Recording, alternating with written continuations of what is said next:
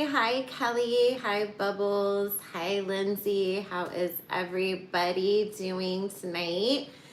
Let me know if you guys can hear me okay, because we are in a rough pre-shadow phase of Mercury retrograde, and it's definitely been kicking my butt, especially with Google products lately. So I want to make sure everybody can hear me before we get into anything. Yes, we are here. And for everybody tuning in, if you have not already, make sure you are subscribed so that you can participate and get your questions answered. Hey, Ronette. Hey, Batty. How are you guys? Oh, thank you, Hannah. How's everybody's week? I hope you guys had a good one. Listen. Hey, Ashley. Whitney loves that song. I've been playing it over and over again, and so she's obsessed with the video. Like, she will stop doing whatever she's doing and go sit down and just stares at the TV when the video's on. It's so cute. The only person that she ever does that with is Kanye. Like, it's so weird. Like, I swear to God, she was Kanye's cat in another life or something, because anytime he's on the TV, she stops and just watches him the entire time. Like, oh, look, it's my friend, or I recognize him or something. And she's been just obsessed with that song as me. So, hey, Donna. Hey, Anisha. I'm glad you caught one, and I'm sorry if I pronounced your name wrong. Thank you, Lindsay. Yes, I love the video. It was, you know what it reminded me of? Moment for Life, when Nicki was in the bedroom with the fairy godmother. Thank you, Maddie, and welcome. Yes, she does have good taste, Bubbles. That's for sure. And I'm glad you made it, Angela. So, okay, thank God. I was like, listen, I'm an Italian kid with complicated last names. I grew up having my name mispronounced constantly. So I'm always like afraid to mispronounce anybody's name. If you ever get a reading with me and I will always ask you, how do you pronounce your name in the beginning? Whitney said she's icy girl pretty attitude on Chun-Li. Hey, young Nicholas. Hey, Coco. Hey, Dario. Hey, Raquea. Hey, Teddy.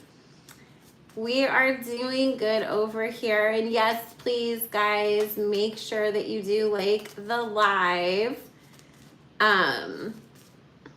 So we'll give people a little bit more time to come in before we get started.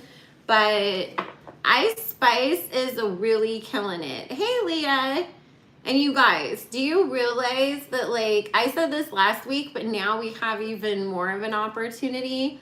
We need to get to work, because we are really in this place that we can really dominate the mother effing charts right now. Because as of next week, we'll have 4 current songs that Nicki is on or has dropped. So we can really like take over the top 10, but we need to be on our stuff. There's a website that somebody just sent me. I think it's called productivebarbs.com, and it gives like all the information about how to make sure that like we're streaming and buying right and all that stuff.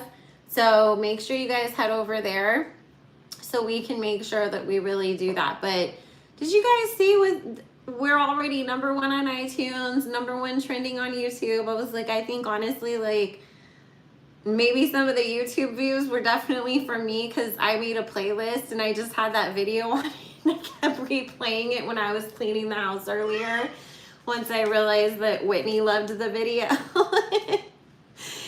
Hey, KLD, welcome, babe. Oh, you just heard her in the background. I was like, she's mad because I went live a little later than I we'll go live earlier, guys, on Saturdays. I just had this client booked that I had to talk to, so we had to start off a little later tonight.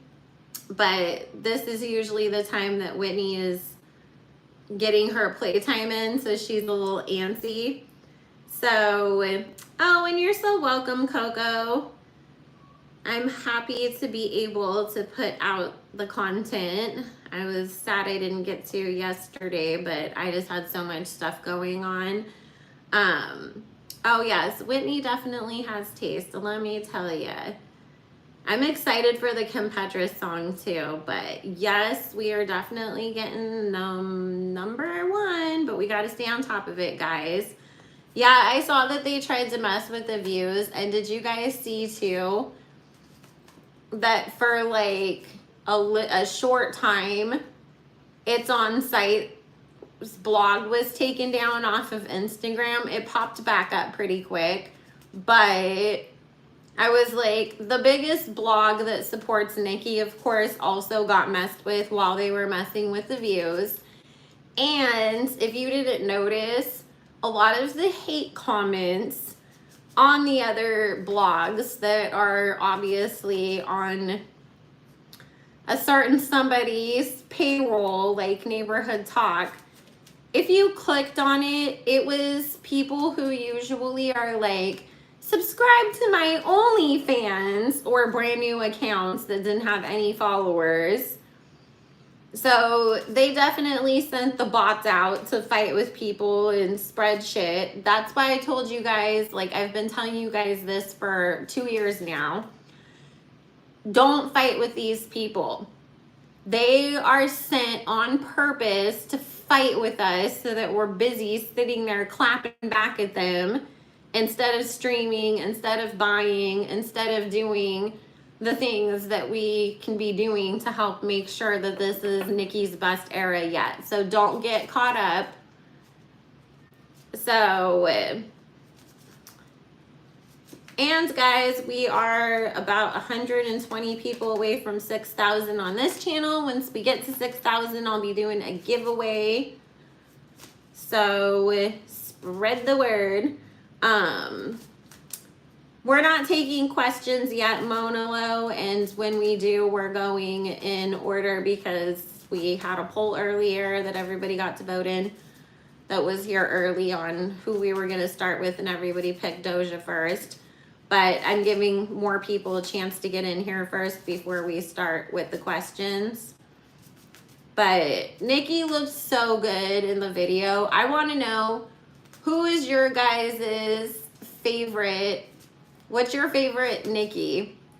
Pink hair Nicki, bob Nicki, black hair Nicki? Because she gave us like all of them in one video and I was gagging. I like all of them, but there's something about black hair Nicki that just like gets me every time. That's my favorite look on her. Although I love the bob and I love the pink hair too, but I don't know. It's like when she shows up with the black hair, like it's like I'm serious and I'm ready to like choke all you hoes.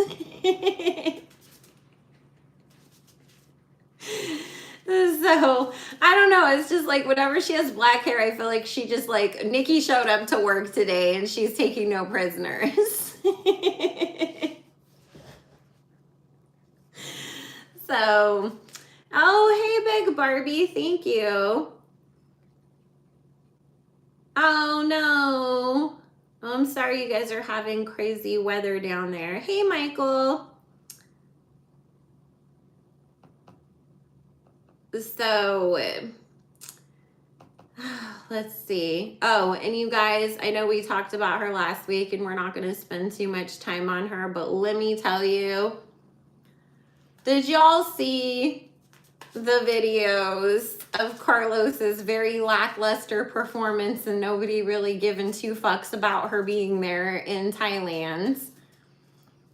And I saw a lot of people trying to defend her and be like, well, she's an Asian, people don't speak English there. And I was like, yeah, but when Uzi came out, like everybody was screaming word for word every single one of his songs.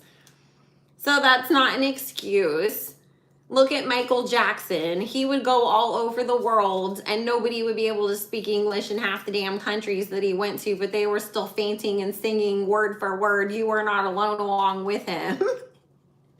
So no, look at all the K-pop groups. Do you think everybody in the world suddenly learned how to speak Korean? We did not. But there's so many people that sing along to their music and know the lyrics to their songs. So, and that's, I think, a disservice too, to act like people in Thailand don't speak English, especially because I saw a lot of Americans and a lot of white people in that crowd. And they were just as like as the rest of them. So and I saw people saying that all the tickets that are going to get sold for Summer Jam is going to be for Ice Spice and not for Carlos. And I was cracking up because I was like, the way that Ice Spice has been freaking killing it, I wouldn't be surprised if that was the truth. Because she really has been out here doing the damn thing. And I got to give her credit for that. She's so cute and she's likable because she doesn't get up on the mix. So,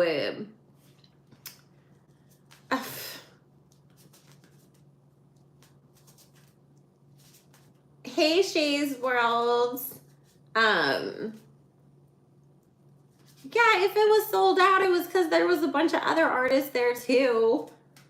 So, she's definitely been falling off. I mean, the thing is that she needed to take advantage when she was popping, but now she waited so long that people just don't expect anything from her anymore. And I mean, the thing is, I wouldn't want to go pay to see somebody only perform songs from their one album that they put out almost 6 years ago. Who would?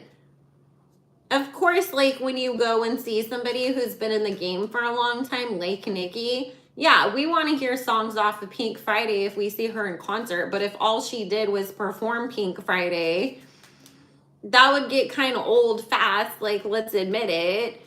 And now she's put herself in this corner where it's like, I ran around screaming at everybody that I'm a 3 times Grammy winner and I had all these number ones, which, let's be honest, all of it was bought and paid for anyways. But now you have to live up to this extremely high standard that you set for yourself and the Atlantic set you up having. And anything less is going to look like a flop and a failure, even if it does do semi-decent. And, like, think about it. In the context of, like, Chloe Bailey, anything that she does going forwards after this, if it sells more than 10,000 and she debuts at higher than 119 on the Billboard, everybody is going to be like, oh, she's improving. And she's only going to get credit for doing better. Whereas Carlos, she's just going to look like an utter failure if everything isn't an instant number one for her going forwards. And people don't think about that. They're too busy running around in the moment screaming, I'm the best, that they don't think you should have left some room for growth for yourself because now you can't keep up with that. So, London Bridge is definitely crumbling, and I guarantee you that now her and Scratch Off are going to do some flop collab together, or at least see if their labels will let them, because you know Scratch Off was sitting there scratching her damn face off trying to get a hold of her married boyfriend, but he was probably busy with the wife and the kids. Freaking out yesterday. So, well, that's what she gets, Danielle. You know, that's what she gets because she put herself in that position. So, but the thing is, when you think about it, because Hannah, you're saying she took so much pride in not caring about writing her music. That's the thing. Why would it take you 6 years to come out with another album? It's not like you had to write it and arrange it and produce it yourself. You're not Chloe Bailey. You're not Nicki Minaj. All you have to do is go in the booth and recite something that some man that your record label paid to write for you. It's not that hard. I mean, if somebody else is doing 90% of the freaking work for you and all you got to do is just go in and read off a piece of paper, there's no damn excuse why you couldn't release your damn album already. And for those who are on my Patreon, you already know this, but I posted there was an article. I just randomly came across it because I was looking up some other legal stuff about contracts. And it popped up that basically there's a 7-year rule that for artists, if they sign a record deal, if they don't produce the agreed upon number of albums, because you know how usually like when you sign a deal, they'll say like, we're going to give you a 5-album deal and a $3 million advance. Well, if you don't deliver all of those albums that you agreed upon within 7 years when you did that contract, your label has the option to sue you. And then they can also recoup any money that they invested in you that they haven't gotten back. And they'll basically, the courts can then consider and say, okay, they put up, say, $5 million for you. Your first album did $3 million. So not only do you owe them $2 million, but you also owe them four more albums. And if we're looking at, you set the precedent of that your album makes $3 million, now you owe them $12 million plus the $2 million that you still owe them. She signed her deal in 2017 and put out Invasion of Privacy in 2018. So she's got 1 more year to deliver another album to them because it starts from the day you sign your deal. And how many albums was her deal for? I couldn't find that online, but she owes them at least 1 more. They can sue her ass next year, and then that means that even if they drop her, every single thing that she does going forwards, they can garnish her payoff of it to recoup what she owes them. And when you think about it, you know, somebody might get $1 million paycheck, but the time you pay the lawyer, the agent, your managers, the taxes, you're lucky if you're left with $250,000, then what, Atlantic's gonna come and snatch the rest of that? So, and if you watched last week's live, we said that Atlantic's already sat her down and had conversations with her about that she needs to start making money. So she's screwed. Like she needs to put out like 7 albums in the next year at this point.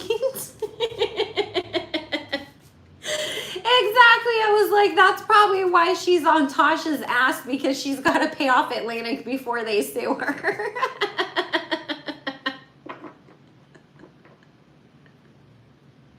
And Tasha's just over there like, I got it. Sorry. Too bad for you. So, well, I think the fact that she goes to places like Colombia and the Dominican Republic to get her work done, when Jason outed her in their interview and said that the Kardashians, that Kim gave her a list of doctors in Beverly Hills to go to. Why wouldn't you go to the Beverly Hills doctor? Look at how amazing Dr. Matlock did Angela at Black China. Why wouldn't you go to somebody like that? Why would you go to the cheapest place that you can if you're, I'm so rich, I don't ever have to work again because I'm smart about my money, like she always claims. Because there's no way in hell that you're going to catch me going to a care credit doctor if I'm supposedly worth millions of dollars. You don't do regular people shit if you're in that tax bracket that she claims that she's in. Let's be honest. So, hey, princess. It's okay. We didn't get into any of the readings yet. We were just talking about Carlos's flop of a performance at Rolling Loud in Thailand. So, why did she never go on tour? Remember when she went to Africa and they had to give the tickets away and then they were still mad at her? And she was on live taking a dump complaining about it?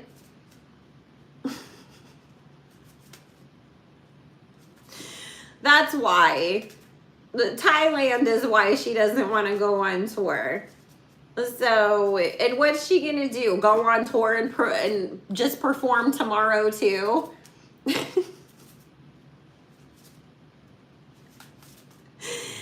Hey Reese, how are you, babe?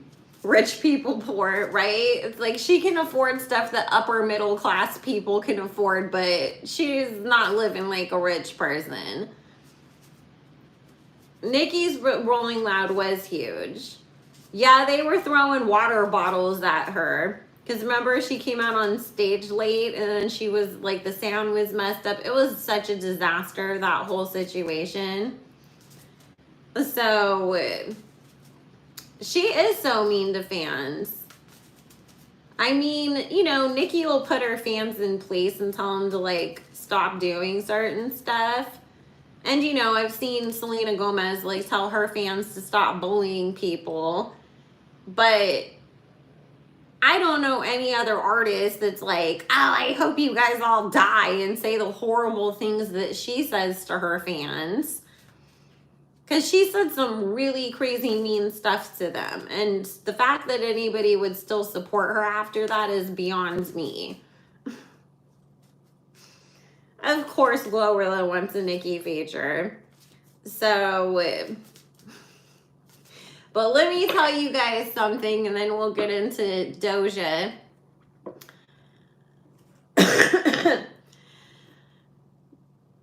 Lotto is definitely an industry plant because Spirit's saying, you know, obviously if she was meant to like really do anything on her own, she would have popped off already. Because she's been circling the drain for like a decade now. They just decided to put weight behind her and support her and sign her and pay for the Mariah sample and all of that stuff because Lotto was supposed to be Carlos's replacement. She has failed at that. And we will get more into Ice Spice after Doja, but let me tell you something that Spirit was telling me earlier. Not only is it at the point where then Ice Spice was, you know, sort of eyeballed as, okay, well then she's going to be Lotto's replacement because Lotto isn't doing it for people. Mark my words, Ice Spice will end up being Carlos's replacement and she will take Carlos's spot. So, and everybody, of course, is going to want a Nicki feature now because look at Nicki blew up Coi with Blick Blick. Nicki got Doja, her first #1 with Say So. Nicki obviously did a hell of a lot for Ice Spice's career in just, what was it, like 24 hours. So now even more than ever, we're going to see all these girls wanting the Nicki feature. But Nicki's going to continue to be very picky about who she supports going forwards because she's not going through any more Megan, Cardi, Coi situations. So, yeah, I didn't know Bia very much either. Like, I was aware that she existed, but I didn't really know her music until she, you know, worked with Nicki. And see, Ice Spice already surpassed Carlos on Spotify, but I'm just saying, watch as Carlos's whole career takes a deep nosedive. Ice Spice is gonna rise up and be the new girl that everybody can't get enough of, like it's 2017 with Carlos. So if you guys have Doja questions, you can go ahead and start putting them in the chat. Put question in front of it so it doesn't get lost in the comments. I will say this before anybody asks. Yes, Doja sold her soul. Everybody in the industry does. If you know who they are, they sold out already. And Doja is the new Lady Gaga, where they're gonna make, you know, her be over the top with the looks and the outfits and the shenanigans. So just be prepared, because she's nowhere near done with all of that. But if you want to put, you know any more about that, then you can go to patreon.com/psychicbellalove, because I can't talk too much about that kind of stuff over here. So, and you guys, we have 75 people in here and 35 likes, so let's get the likes up, please. Lorraine, you have to put the word question in front of it, but also I just said go to patreon.com. I'm not talking about any more of that over here. So let's see, will Doja ever find true happiness? She seems so dark and sad nowadays. Listen, I could really see Doja being one of the people that ends up needing to take a big mental health break. And that's something that I, only sense more and more and more the more that I see posts and pictures and tweets and things like that of her. I said that probably like a year ago about her in my Patreon, that she's gonna struggle a lot with this, because it's not who she really is. It's something that she did so she could have success, and it's definitely gonna wear on her. So,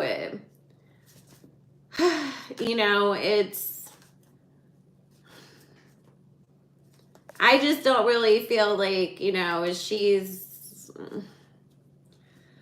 she's not happy, but she also is in that place, which is what they, count on with them.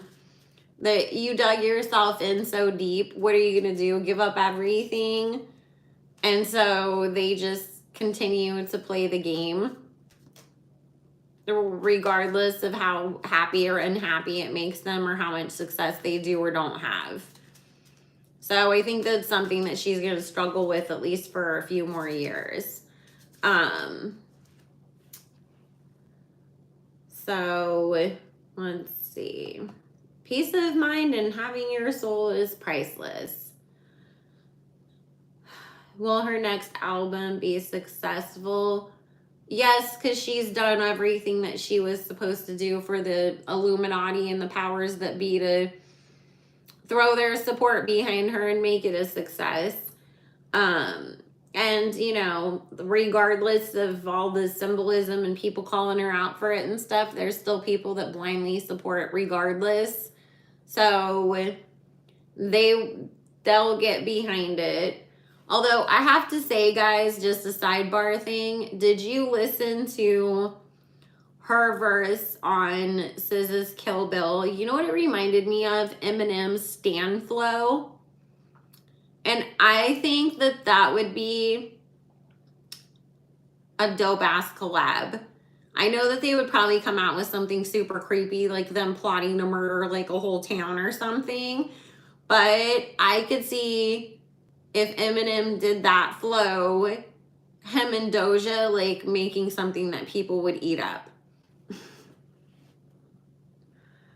So yeah, she regrets it, but Lindsay, it's just, she's at the place where, again, it's just like I went this far, so I'm already in too deep, so I have to keep going.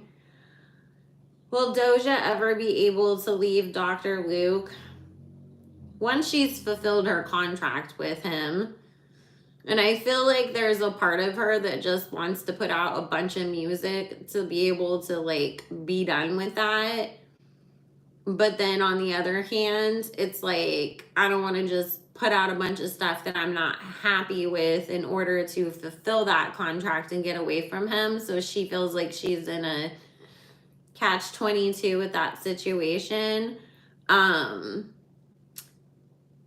But I do feel like we'll see an end to that in the next couple years.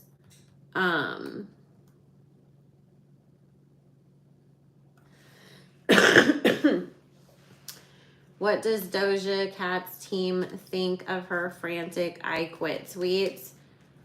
They know that she's not quitting, so they don't really take it serious. And honestly, Spirit's saying it's a bit of a stunt that she does too. Because look what happens. She says, I quit. I'm not doing music anymore. You guys are right. My raps suck. I'm just going to come as hard as I can. And it all just leads up to people being like, Doja, don't leave. We love your music and we'll support anything that you do. And Spirit saying it's just a way for her to get everybody riled up. So that way when she does put out an album, they'll all go run and support it.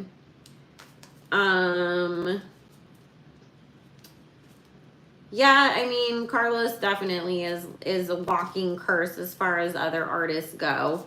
Doja's not going to stop doing pop. I feel like there's still going to be pop songs on this next album. I think most of it is going to be more rap. And I feel like there's a couple things that are going to be kind of experimental, like a little bit more like electronic sounding, if that makes sense. What do they call it? EDM. But I do not get that she's gonna completely not do pop. I just think it'll be like 2 or 3 pop songs on the album.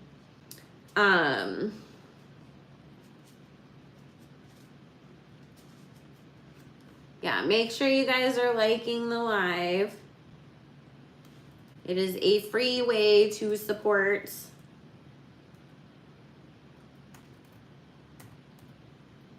Just give me a second, guys. I'm trying to scroll down and see. How does Doja really feel about Nicki, and was she supposed to replace her? No, Doja wasn't supposed to be Nicki's replacement. She was supposed to be Lady Gaga's because they're shifting Gaga into acting. So and Gaga will still come out with music here and there, but expect like for Gaga, like it to be more acting. And Doja was supposed to be Gaga's replacement. Spirit saying that Doja really does, really, truly, genuinely love Nicki. And she's had people, of course, in her ear trying to tell her that she was supposed to turn on Nicki. And that is, you know, even though she didn't hold on to keeping her soul, she did hold on to, I'm not going to turn on Nicki like that. That's one thing that she stood her ground on. So, wait, Lil Nas X made a song with Cardi? I didn't even know that.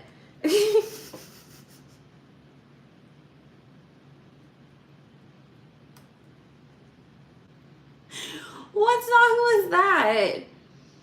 Did I just forget about this? I'm like, when did Lil Nas X and Cardi make a song? Well, look what happened with the City Girls. Now JT like just wants to be best friends with Nicki forever and doesn't give a fuck about Carlos.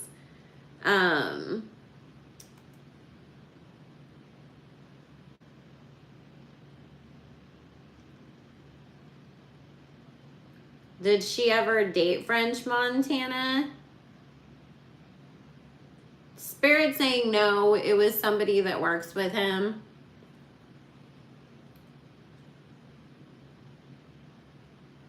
You heard his breath stinks? Whose breath stinks? French Montana's? I mean, he smokes weed all the time, so I would assume maybe. Make sure you guys put question in front of your question, guys, so it doesn't get mixed up in the rest of the comments.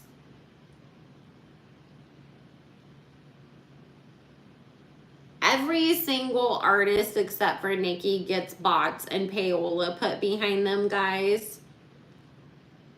Drake does it. Taylor Swift does it. The Weeknd surely does it. Because, just a sidebar, do you guys, just answer me this, yes or no? Do you guys really listen to The Weeknd like that he would be, that it makes sense that he would be the #1 like streamed artist of all time, or whatever it is that they were claiming about him? Like, I know I've been asking everybody this because I was like, I'll listen to his songs if they come on the radio, but like, I never go like seek out The Weeknd and add him to all my playlists and stream him like that. And I don't know anybody that does. And listen, I'm not saying that he doesn't have fans, but like, I don't see people everywhere being like, The Weeknd's my favorite artist, for it to make sense that they're like, he gets listened to 1 billion times every single month like they claim he does. So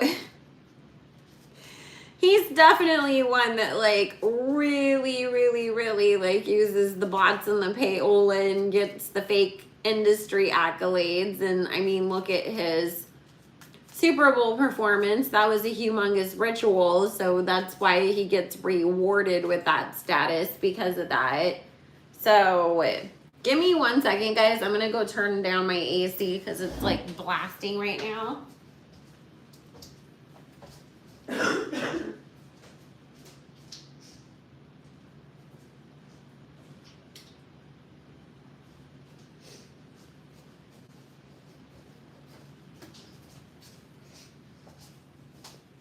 Okay, it doesn't even feel like it was like warm enough in here for it to kick on. And I'm sitting under all these lights, but it was just because the vent is right here and it was like blowing on me. It's like it's gonna make me annoyed. Well, that's the thing that I'm saying doesn't make any sense to me either. I'm like, I don't see him getting all these #1s that would correlate to him having so many listeners on streaming platforms. So, but everybody's label, even if the artist themselves isn't like paying for the bots and has anything to do with it, their labels do it. Because this is the thing, guys, think about it. An artist is an investment as far as a label goes, right? And a record deal is basically just a loan anyways. We're going to give you $5 million up front so that you can hopefully make us $50 million in return. And so what is it that the labels, most of them have investors anyways. They want to be able to report that they made all these sales and that they have the #1 artist on their label. Then, it's like Atlantic wants to be like, Lizzo's the biggest artist and she's our main star on our label. And then Drake's label wants to say, but look at over here, we have Drake. And then Taylor Swift's label wants to say they have her. So of course, the only way to do that is to make sure that they're outdoing each other on the charts, on Spotify, getting all these awards, being, #1 on Billboard. And so they will pay for that to happen. So does it mean that like Lizzo's in on it, or is it just Atlantic that takes it upon themselves to do that? That's why that happens. So it's definitely happened to Doja too. Oh, thanks, Ange. I got it from TJ Maxx, I think. If it wasn't from TJ Maxx, it was from Target. I'm just going to be honest with you guys. Everything I own, whether it's in my house or on my body, if you ever see me wearing an outfit, came from TJ Maxx, Target, Ross, or Amazon. I'm a single mom, so we on a budget over here. We're not going to Gucci. Plus, I'm just a cheap bitch anyways. I don't like wasting my money on stuff. So, Michael, how does Doja feel about Nicki and Ice Spice dropping the same night? I don't feel like she was stressed about it. She was actually really, like, this is the thing. Doja's not a hater. Spirit saying Doja's more somebody that worries more about, like, the criticism that she receives herself, but she's not sitting there, like, comparing herself to other artists or being jealous or hateful towards them or feeling like everybody's her competition. She just is more concerned about, like, if I do something, do people like it, or do I need to do something different? That's her thing. Same way with Sweetie, which I like that about them, the both of them. So Spirit's saying that she's actually really happy for Ice Spice to get that Nicki cosign and to get the, you know, boost to her career. And she thinks that she's doing a really good job with how she's going about her career right now. And, you know, as far as Doja's concerned anyways, like, Spirit saying her doing the SZA collab was something that was already, like, on the books from a long time ago, because remember they did the Kiss Me More. And sometimes artists, like, instead of paying each other for features, it's like, we'll do a switch, you know, like, you come on my song, and then when you have one, like, I'll hop on it. And so it was more like, I already, like, had to do this, like, it was already agreed upon, like, over a year ago, but I don't feel like her heart was super in it, and I don't think she was super invested in it. She's just more, like, concerned about, like, how's her own album release gonna go so far going forwards. Dang, you guys are telling me Chance did a song with with Cardi too? I didn't even know that, like, not Lil Nas X or Chance did music with Carlos. Like, where the hell was I when this happened? I mean, that just goes to show you, like, unless it ends up on, like, the Shade Room or people make a big deal about it, like, I really don't pay any attention to anything that Yolanda Saldivar Jr. does.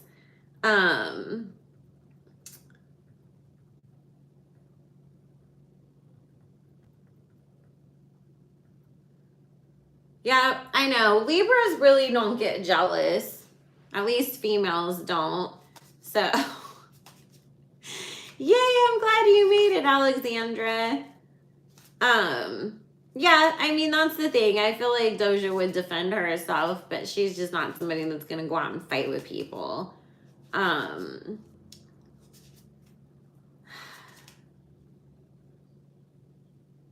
I do feel like Doja wants to do other things beside music, but I don't feel like she wants to do, like, the typical stuff like acting or put out a clothing line. I keep feeling like she wants to do something, like, with video games. Like, even if it's not, like, I designed the characters and the storyline and then, like, this tech company, like, put it together. But I do see that she'll do stuff that's, like, very different.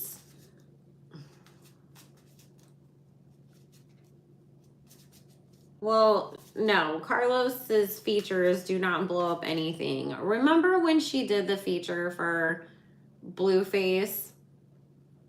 I was at home, Mamiana, and the Tatiana remix, and everybody was like, what the F was this? And then remember that Blueface said that it smelled like dying raccoons when she twerked on the set?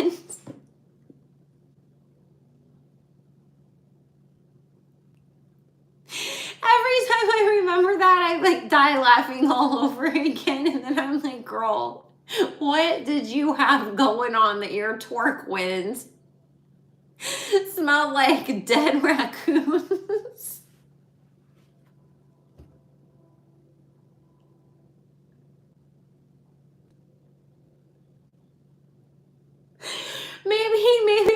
gas shots were leaking out or something. I don't know, but I was just like, oh my God.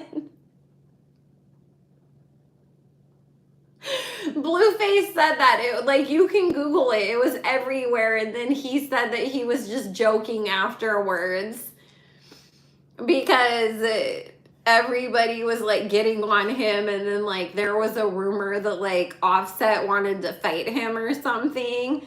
And because he was obviously like trying to get his start in the industry, he was like, I don't want problems with Amigos. Like, I was just playing, y'all. I wasn't being serious. But like, why would you even joke about that? And especially now when you think about the way that Blueface talks all the time to Krishan. Like today I saw on the blogs were posting that he was tweeting about wanting a prostitute in London. Like, of course he meant it when he said it. And I totally believe that he said it.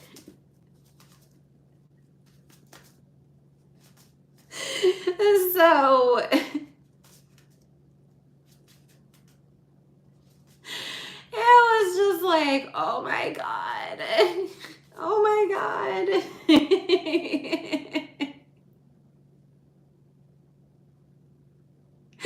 Oh my God, not washing on it.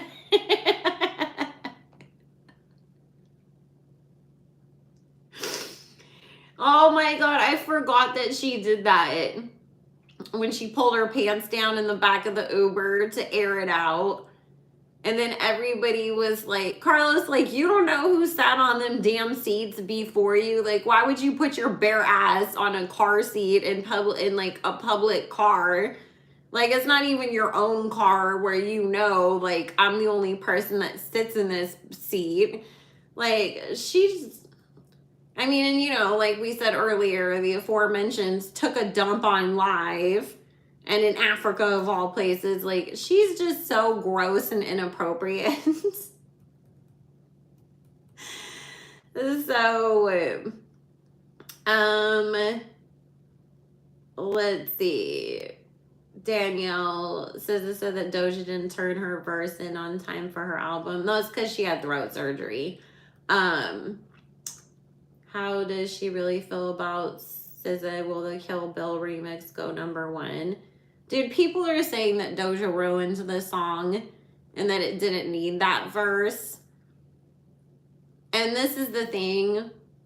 I just feel like SZA needs to move on and put out another release, because I think that Kill Bill, you know, it got as high as it's gonna go. I understand that SZA wants to get her #1, but at this point, that song is so like kind of played out anyways. Like, I'm tired of hearing it. I don't know about you guys.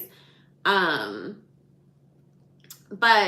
I feel like Princess Diana is gonna go #1, and I think that Kill Bill is gonna slide down the charts, to be honest with you.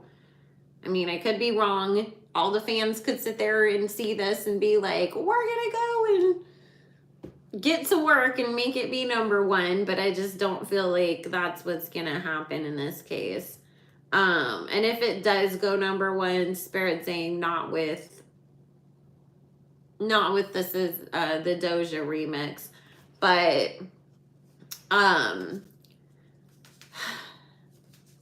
Doja and SZA like each other. There's no issues there. So, and then let me see. Ew, did her and Offset do it on? Oh my God, no. Are you kidding me? Offset and Carlos did it on Instagram Live. Why would you do that, #1? And #2, didn't she have that Playboy collaboration? Like, why didn't she do it over there? Why would you do it on Instagram Live? Didn't she also have an OnlyFans at one point? Like, why wouldn't you do it on one of them apps that you are working with instead? Oh, gross, gross, gross. Oh my God, I'm so glad I never saw that. I am so glad I never saw that. So, Let me see. This is the last question I'm going to answer about Doja, and then we'll move on to Chloe Bailey real quick, and then we'll do Ice Spice after that, because we got to make sure that we have time to get to everybody, but I still have to eat dinner tonight, guys. I haven't eaten anything yet today, so. Does Doja like Cardi, and do they have a collab together?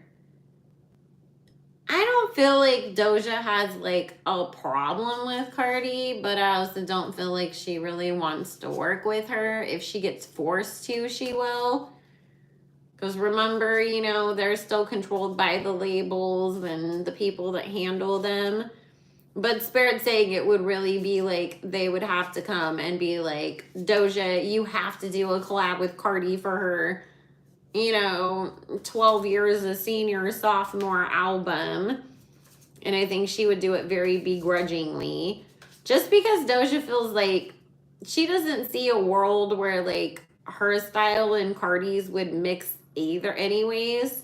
Like I can't imagine the both of us on the same track.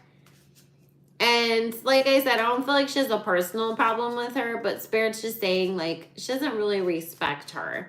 Like she doesn't like the way that she goes about things, and she's definitely, you know, a barb. So she's just kind of like, I don't like the way you move and I don't trust you. So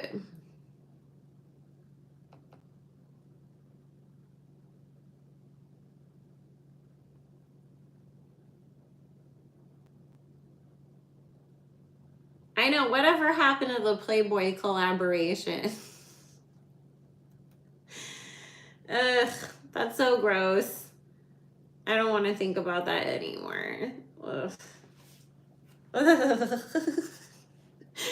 Okay, no more talking about Carlos and Offset doing it.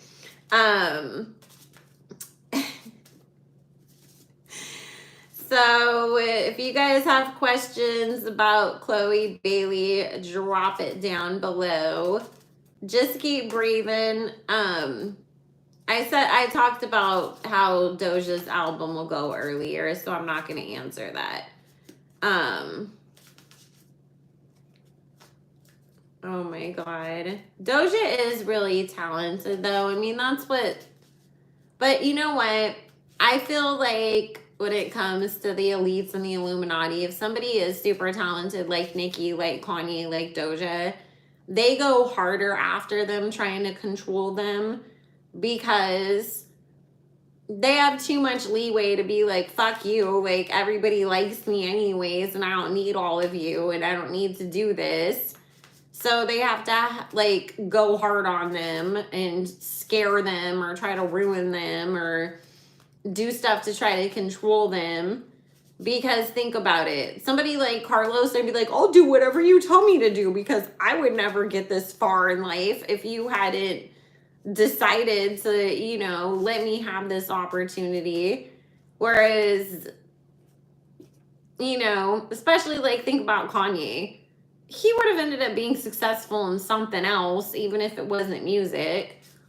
And so that's why they constantly have to torture that man. So it's sad. So, all right, let's see. Does Chloe know that Beyonce isn't actually helping her? Spirit saying that Chloe feels disappointed because she thought that Beyonce would have done more. Because remember when she released, what was it, Have Mercy? And that was like the first time ever that like Beyonce posted on her Instagram stories, and she like posted it. She thought, okay, she'll at least do that much for me this time around. But she hasn't said a word about her anywhere, not in any interview. She hasn't liked anything, shown any public support for the album. And so I feel like that kind of hurt her feelings, but I get that she kind of doesn't want to even she doesn't even want to entertain that, because Spirit's saying, and maybe this is because she's a Cancer, but Spirit's saying that Chloe has the habit that once she like accepts or thinks something bad or sad about a situation, she tends to overanalyze it and then kind of obsess over it. So she doesn't want to like even go down that road, because it's like, I'm stuck in a contract with her. So I can't, you know, start letting my mind go there, because then all of a sudden it's going to end up just hurting my feelings and I can't do anything really about it. Because like, what's she going to do? Haul Beyonce and yell at her? So it's like just trying to avoid that. But she feels disappointed by it. How does Chloe feel about DDG not saying anything? She doesn't like him, you guys. Spirit saying she doesn't like him. She feels like her sister can do way better. So she's just like, nah, I'm not really like surprised that you wouldn't stand up for me, because I already feel like, you know, you're kind of like shady and you're not really like a man like my sister and I deserve to have around us. Beyonce is too busy chasing Grandpa Jay around. Listen, Beyonce's old enough to be a grandma her own self, so I mean, and I'm not saying that listen, I'm 40, so I don't mean it as in the 42 thing. I mean it as in her real age, which is more like 55. Or at the very least 50. Listen, how do you be in high school with Gabrielle Union, who just turned 50, but you're supposedly 8 years younger than her? That's all I'm going to say, because that don't make any sense when you think about it, especially somebody that is not known for being, you know, this high-level IQ genius person who skipped a whole bunch of grades. I'm not saying she's unintelligent. I'm just saying, when have we ever heard that Beyonce skipped 2nd grade, 8th grade, 9th grade, 10th grade? We didn't. So, and yeah, we call her Robot in Patreon because she acts like a damn robot. So, let's see. No, she's not going to get out of her contract, because you have to have a hell of a lot of money to buy your way out of a contract. And obviously, Chloe didn't sell enough music to suddenly have a ton of money to buy her way out of the contract. But also keep in mind, if Kanye of all people was scared of Beyonce and Jay-Z, do you think that somebody as new and wet behind the ears as Chloe wants to get on their bad side? So Spirit's saying that's again where she kind of feels trapped in her situation, because it's like, I have to just try to make the absolute best of this now, because there kind of is no way out unless you want them to blackball you, and then you go the way of Carrie Hilson. So she was definitely very shocked and very sad. Spirit saying that she was really, really hopeful when she released this album that it was gonna work out for her and that things were gonna go great, and she was really convinced, because everybody around her was gassing her up, telling her it was the greatest thing ever. So she was really convinced that like everybody's gonna love this. And then when she started releasing song after song after song, which my friend Danielle called it the Advent calendar release, where it's like every single day you open a little door on the calendar and you get a little chocolate or whatever. Like with her, it was like you get a new song each day until the album came out. And that wasn't doing the best as far as promo for her, but she also kind of was like, well, you know, I did just release 3 songs the day before that, so maybe that's why. And then when those numbers hit, it really did devastate her. But this is the thing, guys. I said something similar on Mob's World. This album, I think, would have been better for her, like the breakup R&B sounding album. I think it would have done better as a third album. Because the thing is, we don't know that Chloe was in any kind of a relationship to be able to empathize with her as a cheated on or brokenhearted woman. I saw somebody make a comment like, damn, you can tell she's a Cancer if those 2 days that she hung out with Gunna got her in her feelings like this. Which I don't mean to laugh at her, but like that was kind of funny. But it's like we didn't know her and what she was going through, but then we're supposed to connect to that. So there was a disconnection to that. The introduction that we had to her was have mercy as a solo artist, have mercy, treat me, surprise for the night. And then when she releases the album, none of those songs are on there and they're all completely different. So I think so many people were confused. And then on top of not knowing what we're supposed to be feeling bad about with her, it was all just like this big like disconnection from the whole situation. And it's like she should have done the poppy album first to like really connect to people. We all know pop music, you know, reels people in. It's why it's called pop music, because it's popular music. And then the next album could have been more of a mix of R&B and dance and, you know, still some pop. And then the third album, if you want to go all out with your R&B, My Heart Is Broken phase. Then you're older, we've gotten a chance to get to know you, more people are going to connect to that. But we didn't know that side of you as an artist to then be used to that and be like, okay, that's what we were expecting from you. So that's, you know, just that's my opinion of it. Chloe is definitely not as confident as she tries to portray herself to be.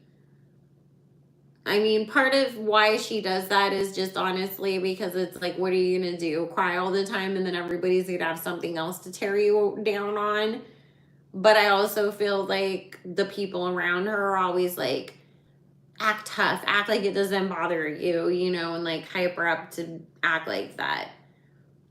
Beyonce sees the backlash. She doesn't care. She really doesn't. She wasn't super invested in this whole thing anyways. So, I mean, you guys, this is the thing when it comes down to Beyonce signing those girls. I told you guys before, her whole main plan is that at some point she's going to obviously push Blue Ivy out on us. So they're kind of placeholders. So the way that she looked at it is either you sink or you swim. If you swim, I make money off of it and I look great. If you sink, oh well, then you're not competition for my kid when she's ready to pop out. But she's not super invested in those girls and their careers. Not the way that people might think just because she signs them. Brittany, fan 11. Hey, babe. Is a deluxe coming? I don't think so. I think if the album had done better, they would let her put out a deluxe. But at this point, I think that they're just going to tell her to focus on putting out the second album instead, because it's like, who's going to buy the deluxe at this point if they didn't buy the first one? It's a waste of time and money at this, you know, as far as the label's concerned. And that's the other thing. If she really truly wanted to go in a completely different direction with the music, she should have put out an EP to test the waters, not the actual debut album where it counted for something. So Chloe's relationship with her parents is still in shambles. It's gonna take a few years before they'll patch everything up. Will Chloe still keep releasing music after this album? I feel like they're gonna have her take a break so that Halle can release her album and have Chloe go do some more acting. But then after Halle's album has had its moment, then they'll have Halle go do acting, and then Chloe will come out with music, because they're gonna make it so that they're not both releasing at the same time and competing with each other. So we'll get some, and I feel like we'll probably get random singles again from her here and there too before we get another album. But this is the thing, guys. I'm just going to tell you this about the music industry overall. Within the next like 2 to 3 years, don't expect artists to actually put out entire albums anymore. Things are going to move in a direction where it's just going to be the singles game. Just single after single, and then later on, if they like combine all of it to put it on some sort of album, but it's like every song that's on the album was like a single at some point, so it's almost more of a greatest hits collection. But I don't see artists putting together full albums and releasing them the way that they have, because it has been really hit or miss, and it's not exactly the big money maker that it used to be. The game has changed so much. People don't really have the attention spans. I mean, if you notice, like, songs already went from being 4 or 5 minutes to now like 2 minutes and 10 seconds. So we're gonna see them, you know, shrink it down more to fit everybody's TikTok attention span, and their ever changing trends and things cycle so fast these days that that's gonna fall by the wayside anyways within a few more years. She should have put Lucky Day on that album and had him sing that song with her, because people go freaking nuts for Lucky Day right now. Or Blue Vandross, whatever his name is, or like one of the other guys that's kind of trendy that also has a really good voice. I'm not somebody that's like, oh my God, Chris Brown's canceled, in my opinion. And I really do enjoy Chris Brown's voice and his music. I'm just saying, I know the general public still doesn't like him. And so he's not the only guy that can sing that she could have chosen to do that single with. And she could have gotten somebody that, you know, doesn't have basically the rest of the world against them. Yeah, she did need more of a Lizzo type positive, upbeat sort of album, or at least something that more of those types of songs, just to get everybody going. So if the talented ones had debuted in the 2010s, yes, they would have been bigger superstars, princess. If people like Carlos tried to debut in the 2010s, they would have gone the way that Ice JJ Fish did. That we would have ate her up 10, 13, 14 years ago, really. I mean, they really had to dumb down music in the industry for her to have a spot in there. Same thing with the City Girls. Like, JT would have made it as a solo artist. Carisha would have been laughed out the damn door, let's be honest. So, Hannah, Spirit saying they're still going to force this over-sexualized image with her.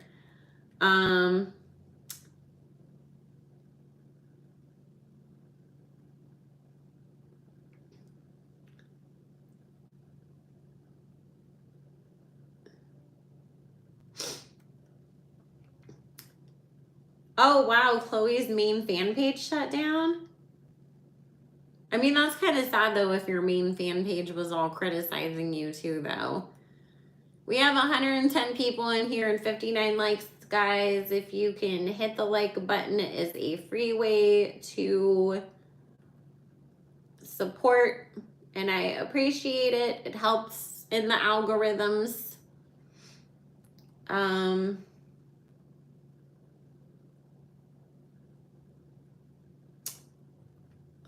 Let's see. Are Chloe and Normani really in competition with each other? No.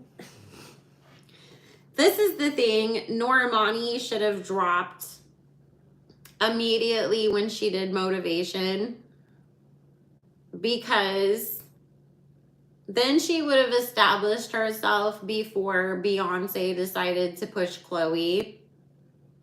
But this is the thing. Don't hate me. Beyonce had Normani blackballed, you guys. She doesn't see Chloe and Halle as like competition to her or anything, but remember how everybody was saying that Normani was really gonna replace Beyonce or be the new Beyonce? Beyonce did not like that. She hates competition, let's be honest. She wants to be the only girl that's at the top of the game and all of that. And so she really, you know, was like, well, she's not doing anything anyway, shut it down. And then she pushed Chloe out faster probably than Chloe needed to be pushed out, to take over the spot that the industry was trying to put Normani in. But are Normani and Chloe competition? No. I feel like, you know, and then the other thing that sucks for Normani is she's on RCA. RCA is known for signing artists and then just basically sticking them on the shelf and letting them sit there and just, you know, not end up doing a lot. And it sucks, because they did it to Tinashe. They've done it to a lot of their artists over the years. And so that's also, you know, why she wasn't putting things out as quickly in the beginning. And they dropped the ball because once, you know, what was the group that she was in called again? I always want to say Five Little Women, but I know that's not it. Fifth Harmony. All those girls should have been pushed out as solo artists and taken, you know, that moment and taken advantage of it, because the whole world was watching and excited to see where they were all going to go. The only one that kind of seized the moment a bit was Camilla, but so many people didn't like her because of the whole racism situation, so that obviously held her back. And that would have, again, in reverse of that, or in spite of that, or to spite Camilla, like, so many people would have ran to go support Normani instead. And so RCA dropped the ball on that. So, oh, this cup, you know what's funny is, like, it was so cheap. I got it at TJ Maxx during Christmas time, because this is feeling frosty on the front of it. It actually had a bunch of socks in it. It was like a sock gift set, and I was just like, I need socks, and that's a cute cup.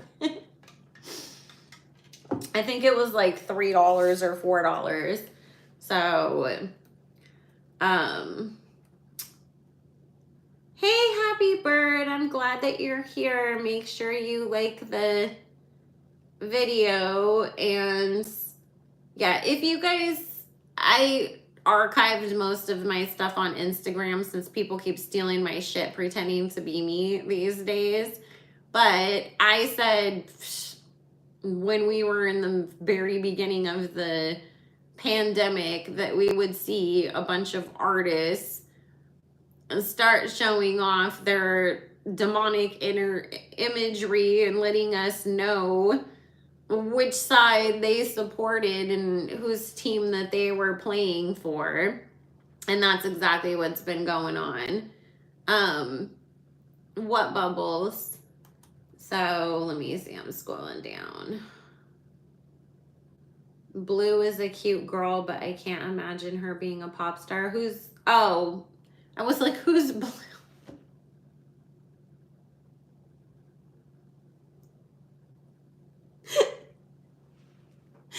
I know who you me now. Sorry. I was like, I had such a brain fart for a second. Because I was like, I was talking about Blue, the guy singer, and I thought that you were like, and then I realized that you meant Blue Ivy. No, she's adorable. I don't know why I can see her as a rapper before I could see her as like a singer.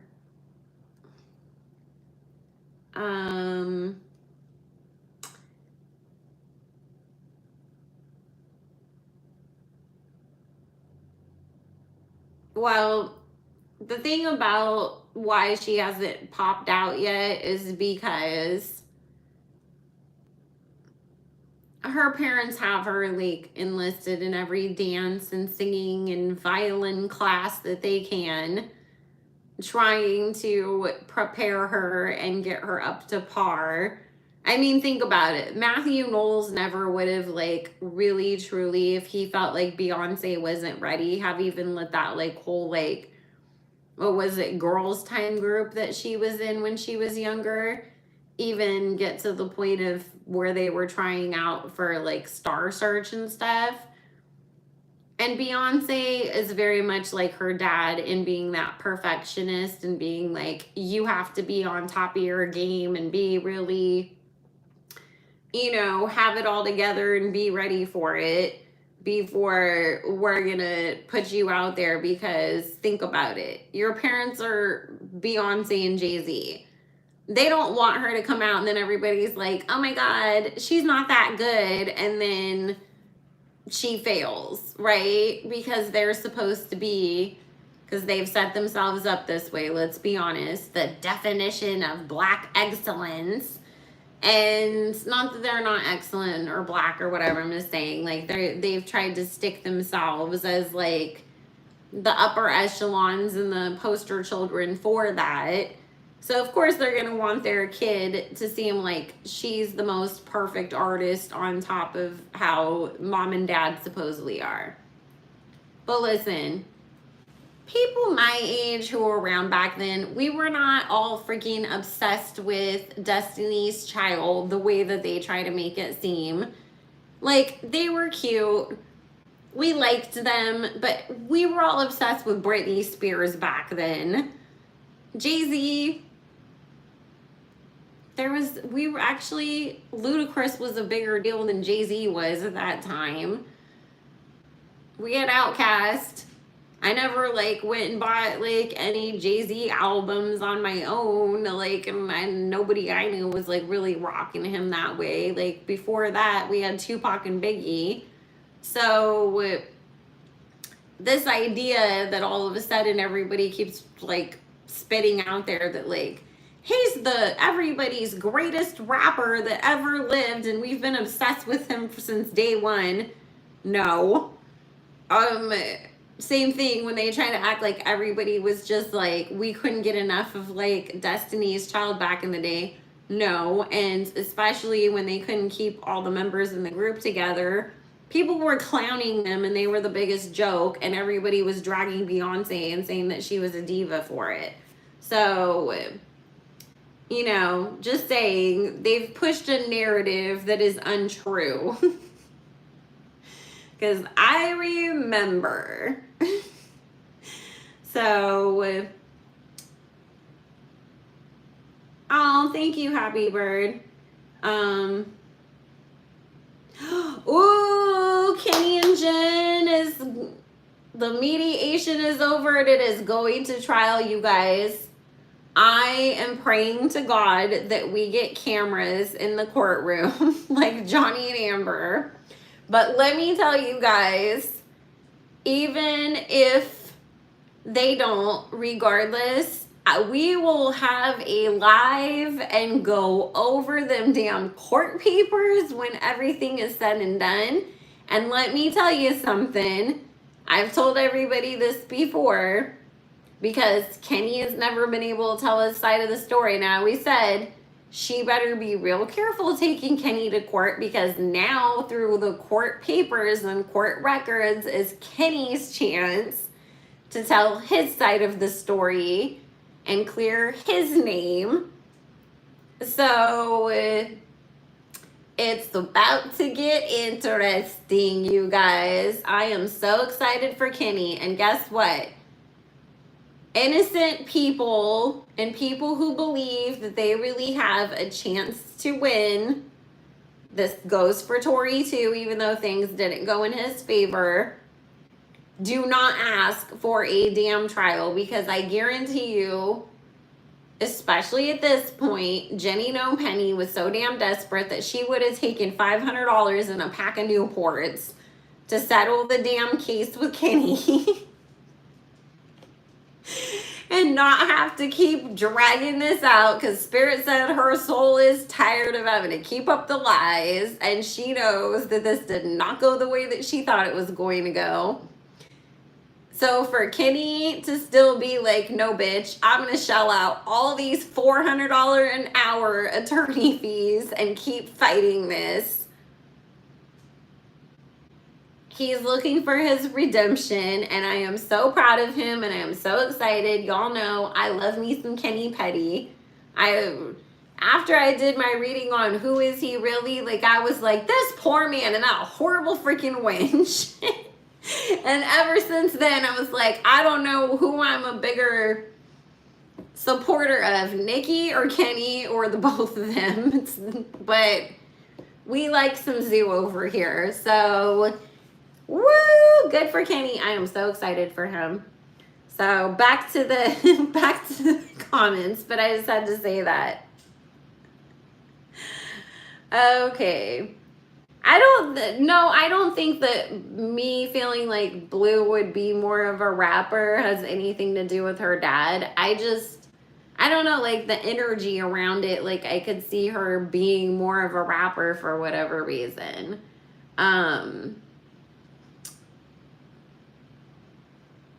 So let's see.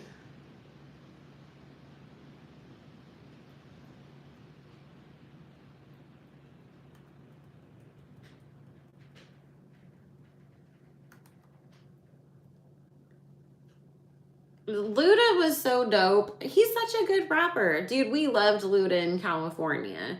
I mean, literally, every time I would get in the car after school or work, Ludacris always had a song on the radio. And it wasn't that way about Jay. They weren't bumping him like that constantly, like, at least in California. Maybe it was different in New York where he's from, but we weren't going crazy for him out on the West Coast like that. Outkast, oh my God, we loved Outkast. I loved Outkast. Biggie and Outkast were like my favorite rappers back in the day, and Bone Thugs and Harmony. See, that's true though, Princess. He never ran hip hop. There was always somebody selling more than him. I mean, I think he's okay, but I don't think he's the greatest rapper ever. I think Eminem is way better than him. DMX, Ludacris, Andre 3000, Big Boy, Biggie, Tupac. Like, there's so many other rappers that I just have always thought were way better than Jay. So,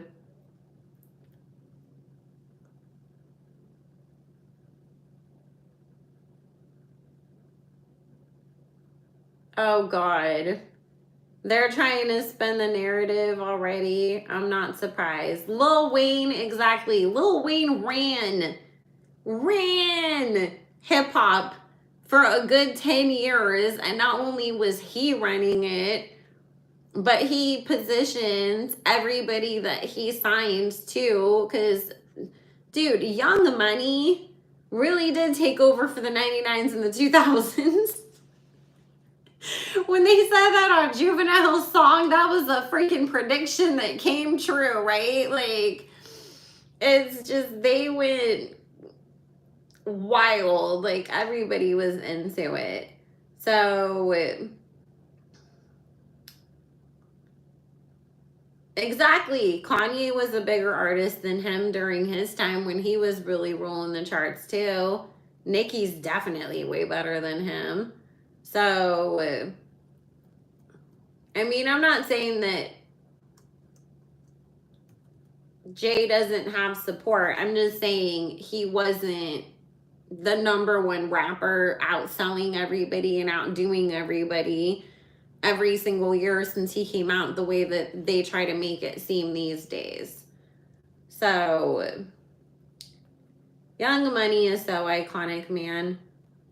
Dude, even Tyke is a good ass rapper. And I love the song Dip with him and Nicki.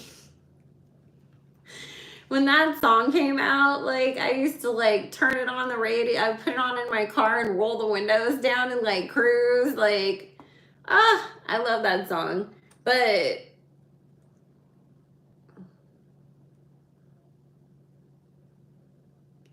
are you serious? Jay-Z was liking hate tweets about Drake months ago and unlikes with the quickness. Oh my gosh, that's so funny. He is boring to listen to, in my opinion, but like I said, I was never like super duper into him. The reason why I ever even liked Jay when I was like in high school, to be honest with you, was because of Foxy Brown. I do love the Foxy Brown and him song. Straight out the gate, y'all, we drop hits and tell me how nasty can you get all the way from the hood to your neck of the woods. What? What's the name? Sure, I'll be good. I used to fucking love that song. Me and my friends used to like get down on that song so much. But that was like, honestly, like my favorite song that Jay's ever been on, and it was because it was Foxy Brown.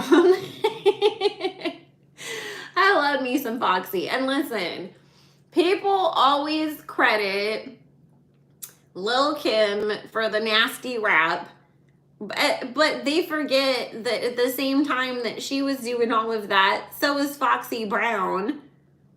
It wasn't like, I hate that people erase her existence and her influence from the industry. She does not get enough credit. And Foxy was definitely a better rapper than Kim, in my opinion, too. And listen, that's coming from somebody that I loved all the artists on Bad Boy back in the day. I loved Faith. I loved Biggie. Biggie, again, was one of my favorite rappers. And I liked Kim, like, don't get me wrong, like, back in the day, I don't like her attitude these days, but she was talented, but I think that Foxy was more talented than her, in my opinion. So,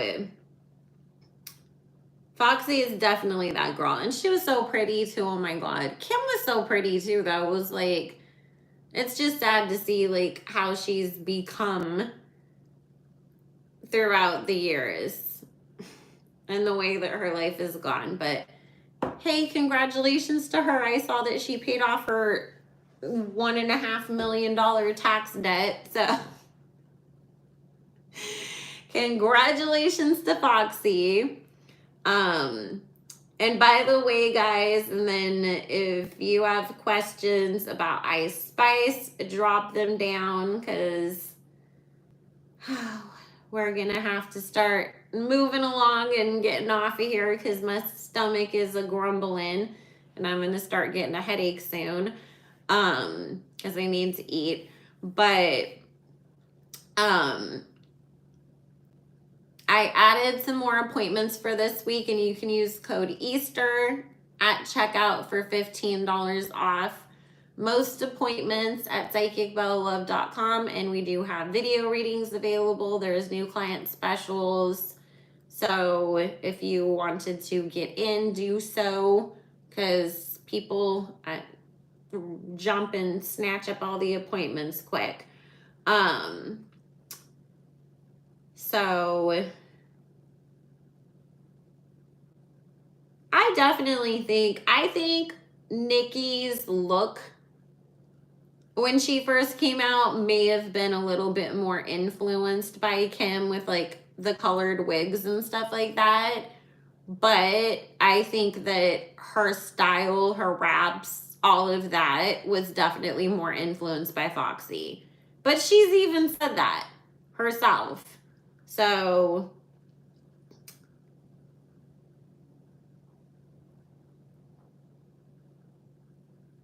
yeah, make sure you guys put question in the front so it doesn't get lost in the comments, guys. Hey, Soul Shell, thank you, babe, for joining us. So, Josiah, I basically answered that already anyways, that I said that Ice is going to end up replacing Cardi. She's going to have her moment where, you know, how Cardi was the big girl that everybody was supporting and excited about a few years back. Well, 5 years ago at this point, almost 6. It's going to be Ice Spice. But the thing that will help Ice is that she didn't just come out of nowhere, guns a-blazing and getting #1s and all this stuff. Like, we got to get to know her. She's built up to it. She's been building a fan base. She's been genuine. She hasn't been an ass kisser. She hasn't been getting in drama. She hasn't done any of that. So she will have much more longevity in her career than probably 99% of all of these girls, other than Nicki, to be honest with you. So, yeah, we're moving on to Ice Spice, guys. Oh, your cousin went to school with Ice? She seems really nice. So, oh, I answered that when we first started, Danielle. She's freaking the fuck out. She's going to go try to collab with Carlos. And it's going to flop. Ice's rapping is definitely going to get better. That's the thing, you know, I always say that I like that about Sweetie, that at least Sweetie takes the constructive criticism and tries. Like, she doesn't just be like, well, too fucking bad. I think I'm fine the way I am, like Carisha has or other people have. And I feel like Ice is the same way. I feel like Ice has potential. Like, I don't feel like she's a horrible rapper. I think it's just that she has to work on the lyricism some more. And also the stage presence. But those are things that the more and more that you do something, the better that you will become at it. It's not like you can't ever develop that. So,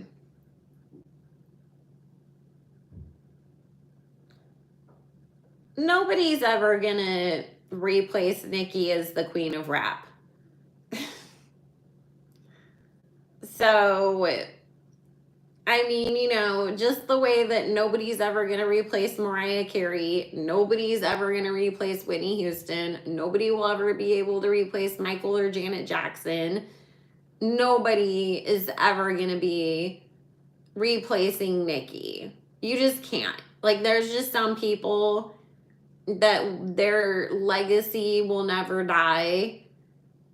And she's one of them. She's really established herself, despite what people want you to think on social media. And this is the thing too, guys. Just remember, yes, it seems like a lot of people can be hateful on Twitter or Instagram or critical, but that's only such a small percentage of the population. There's a bazillion more people that listen to music that will never go on the Shade Room. They will never get on Twitter and drag an artist, even if they do use Twitter for other things. Because that's just not who they are. They either listen to a song and support it, or they turn the radio if they don't like it. And they go about their day. But it doesn't mean that they're not going to buy an album or stream songs or go to a concert. It's just those are the loudest people, but that's not, it doesn't always translate to real life support. So just keep that in mind too.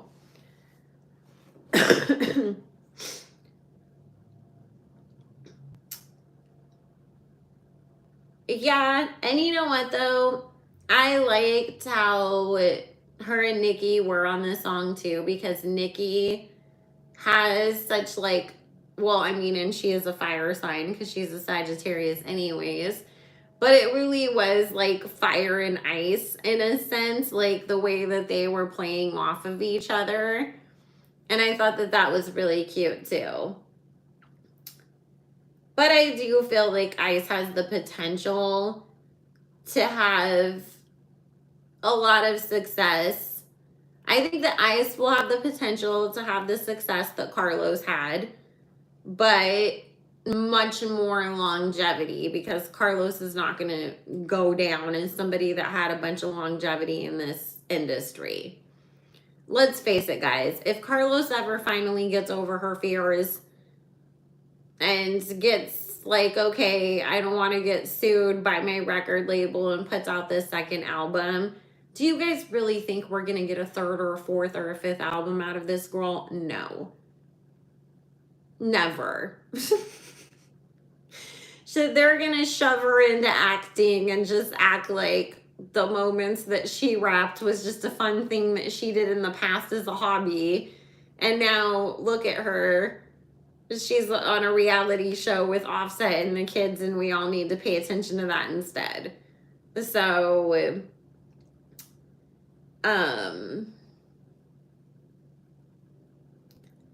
is there anything else that Ice Spice is interested in doing besides music? I feel like we'll get a clothing something from her, even if it's not her own clothing line. Like, I designed one with somebody, but I don't feel it being like a Fashion Nova thing. I feel like it would be like Tommy Hilfiger, you know, more of a mid-tier, better brand. And also, I feel like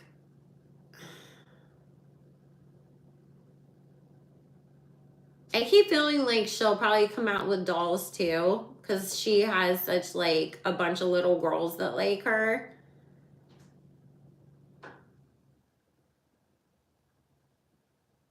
And maybe some hair care products. I mean, those are just some things. Oh, and she'll definitely have a perfume at some point. What happened to the Munch remix with that freestyle verse with Cardi B on AG? This is the thing that Spirit's saying. Carlos never talked to Ice's label, nor did the label ever reach out to her and be like, oh, do you want to be on a remix? That was just Carlos was trying to get their attention by doing that. Because number one, guys, if you haven't noticed, Cardi tries to attach herself to every girl that's coming up, because then she pushes the narrative of, I'm the rapper that supports female rappers. Keep thinking Nicki's the bully. I'm the one that's the supportive one. But really, it's about her trying to ride all the new girls' waves. And it's like, what was she going to do? Spend the next 2 years going to every festival and performing the Munch remix and Tomorrow 2 remix? So, you know, there's that side of things. But also, she also does that because she wants those girls to be on her side and not be on Nicki's side. You want to come up and say hi to everybody? Come here. Come here. Here, let mommy move back. Come here. Come say hi. Oh. Look at, can you look in the camera and say hi, everybody? Say, little Kitty Lou is here. Little Kitty Lou is here. Say, I'm Icy Girl Pretty. Attitude on Chun-Li. You want to get down? Well, hold on, let mommy move her hands so you don't fall. There you go, baby cat. We're almost done, and then mommy will come play with you. Go eat your dinner, honey bun. Mommy, put your dinner over on the fireplace.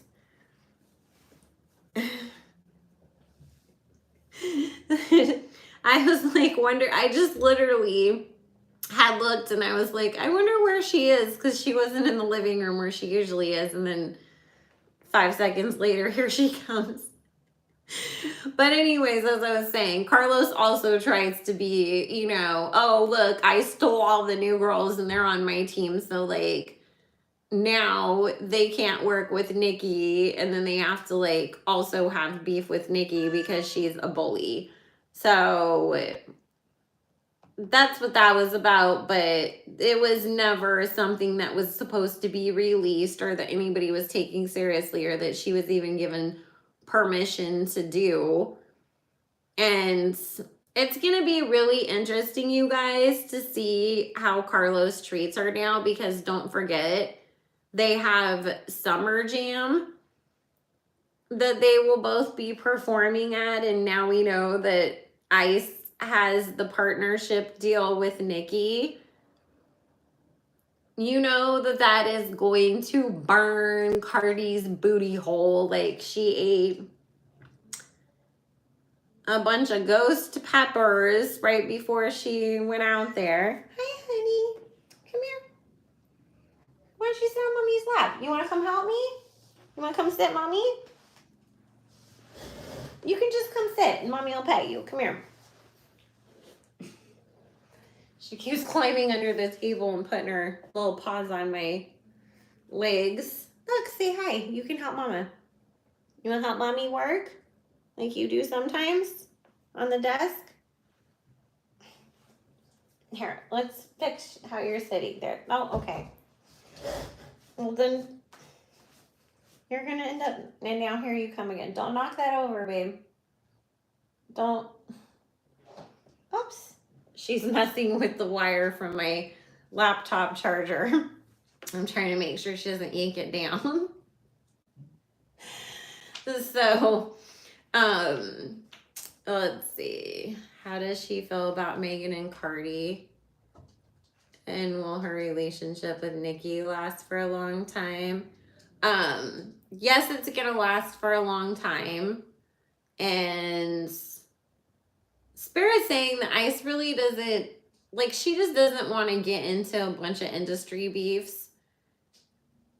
But she also, it's like kind of the same way where Doja's like, I don't trust you. Like, I don't want to have a problem with you, but I don't trust you. Like, I feel like, you know, Ice is kind of like, like, I don't trust either one of you, but I don't want to have a problem with you. And I'm sure, like, at some point, like, I'm gonna have to be in the same room with you, or we're gonna perform at the same places, so I just want to be cool. I don't want there to be drama. But Spirit saying that now that it's out there that she's signed with Nicki, she is kind of worried, like, are they gonna try to start shit with me because of my association with Nicki? But I also feel like Nicki warned her, like, that might happen. But Ice is just like, I don't want that. Like, I'm not trying to get in the middle of that stuff. So, remember when Carlos turned into Ramon? Oh my God, I forgot when she tried to do that. That was freaking hilarious. I would send a cease and desist order if Carlos stomped on my song. Right, Lindsay? Don't ruin my popular song that everybody likes with your fucking non-rapping ass.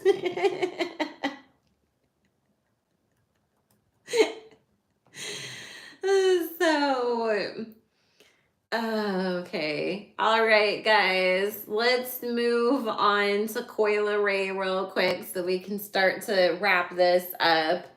Let me just tell you real quick, too, because we'll get to Glorilla. I mean, I don't really know how many questions y'all would have about her, but I will tell you something. We're done with Ice for right now, guys. Let's move on to Coi, because I'm gonna have to get off of here soon. Let me tell you something though about Glorilla. She is the #1 example of why just because somebody has a viral song that blows up on TikTok does not mean that these labels should go rush and sign them, because it's giving very much 1 or 2 hit wonder. And that's happened with a lot of people, and that's what will happen with a lot of these artists that we will see continue to pop up out of nowhere because They went viral on TikTok or another social media app if TikTok gets banned. But then every song that they put out after that is either completely lackluster or it sounds exactly the same. So, you know, it's just, they shouldn't be in such a rush. Yeah, so let's stay on topic, guys. We're talking about Coi. When will Coi's run come to a halt? She doesn't really, like, this is the thing though, is Coi really having a run? I feel like, you know, how we talk about the billboard bubbling under. Like, I kind of feel like Coi is like the bubbling under of the artist. And she has to work really hard for what she does get. And even at that, it's kind of like, I mean, because think about it. Now she's just playing the constantly sampling songs game. Look how well that did not work out for Sweetie. Like, it was cute at first, and then Sweetie kept doing it, and then people were like, can you make a fucking song on your own? Do you have to constantly reuse Too Short samples? And so it's, you know, that's gonna blow up in Coi's face. Like, people are already like, oh God, yawn, we're done. You know, like when we heard that she was gonna, what song was she sampling that she's putting out soon? You know, and then Baby Don't Leave Me. Yeah, it's gonna be a David Guetta song, but if it's a remake of that, Baby Don't Hurt Me No More song from, like, you know, the 80s, people are just gonna be like, okay, you're another sample artist, and like give up on her. Like, she needs to switch it up and like get her own beats and do something really like different, because I do feel like she's sort of hanging by a thread, and it's like it could go either way depending on what she chooses to do going forwards. The problem is, too, let me tell you something that Spirit's saying about Coi. She's going to keep throwing little jabs towards Nicki because she tried to throw out the olive branch saying that she wanted Nicki to be on the remix of Players Club. Nobody wants a remixed version of that dumbass song anyways. We're tired of it. Secondly, why would Nicki want to go on any more of your songs after the way that you acted after the first one? Because Spirit's saying Nicki's basically washed her hands of her. It's like, okay, thanks for the apology. It was nice to know you. Like, just leave me alone and I'm okay. Like, I don't give a fuck to like ever work with you again after this. And we're not going to go out to lunch and we're not going to be friends. You know, like, Nicki's at the point where it's like, the only person that I would forgive over and over is Drake, and that's only because of Lil Wayne. Not because it's even about to do with Drake, but even at that, it's like, there's history there. She doesn't have any history with Coi Leray that it's like, oh, we came up together and we were like brother and sister, and Wayne was our dad, and, you know, we were like building our careers together, and because of dad, like, I'll forgive you even though you're always a snake to me. No, it's just like, bitch, I don't know you. Like, I tried to be nice to you. You spit in my face. We're good. So Coi is pissed because Nicki didn't go and be like, oh my God, Coi, thank you so much. Let me hop on another song for you. And on top of it, she's gonna get into some kind of stupid ass beef with somebody else. And it's gonna be some girl that people like a lot more than her anyways. Like, I don't know why I keep feeling like it might be Chloe Bailey or Normani, or a girl that has similar energy to that, where it's like, no matter if their song isn't doing well or not, like, they're just so likable that we still are rooting for them to win despite everything. And it's like, Coi, you annoying little gnat, how dare you like try to fuck with them, and that's gonna just blow up in her face. So she's not gonna have longevity. Give her 2 or 3 years, that's about as much as she's getting. And by the end of next year, nobody's gonna give 2 fucks about Glorilla. Let's just be honest. If you have questions about Glorilla, just drop them in here too, so we can be done with the both of them at the same time. So, okay, sorry, Lindsay. I was like, I know Lindsay is not fucking serious asking me about Coi Leray's run. Oh, cry if I want to. You're right. Okay, I couldn't remember. This is how much I care about Coi that I can't even remember like what the hell the song was sampling and what it was supposed to be about. So I don't feel, I mean, obviously she'll have some brand deals here and there, like the Fashion Nova thing that she is doing. She needs a new team around her too, because the team that she has drops the ball on too much stuff, whether it is deals, whether it's music stuff.